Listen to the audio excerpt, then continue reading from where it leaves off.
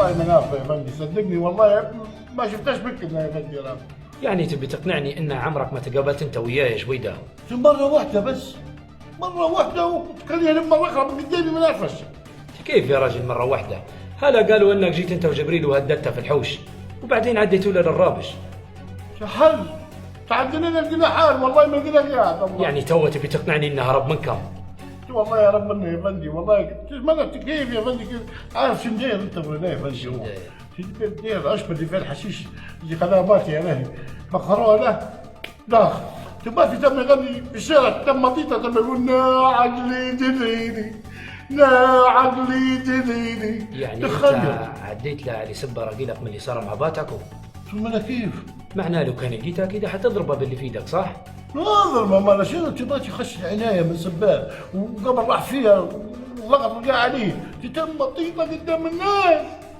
قتال الراجل انقتل يا جويده، الراجل انقتل مات، ما اللي قتله؟ والله ما ندري يا فندي، صدقني مش انا والله ما لينا يا فندي، انا ما نقتل حتى الدجاجه ما نقدر نذبحها. انت مش قصدك انك تقتله، بس اثناء المشاجره مات فارق الحياه. الله يرحمه يا فندي، والله انا بعض ما قتلتش. اسمع يا جويده، البين انك تهرب. انت نفذت الجريمه انت وشريكك جبريل وهربتوا للمرج. لا في المرج عزمنا زيدان عزمنا على الغداء قسما بالله وكنت انا اللي السوق خرباي. اسمع يا جويده، الساعه كم طلعتوا من بنغازي؟ نبي الساعه كم طلعتوا من بنغازي؟ الساعه كم؟ انا الساعه كم يا جويده؟ الساعه كم تقريبا يا فندي؟ تقريبا هيك ما تمسكهاش علي يعني 9:30 10 هيك. بس التقرير الطبي يقول حاله الوفاه صارت 9:30. يا فندي انا شو كملت يا فندي، انا مش شوري انا. اسمع يا جويده، يا فندي اسمع يا جويده، انت تلف وتدور من بدري وتهرب. انت نفذت الجريمه انت وشريكك وطيرتوا الشبهه عديتوا للمرج. والله ماني لا يا فندي، صدقني والله ماني نحن يا فندي، قال لك انت. اسمع اللي بيقول لك اخر كلمه، انا ما تبيش تحترف توه. الضي اللي فوقها كان اللي بيتغير ما عادش تشوفها بكل.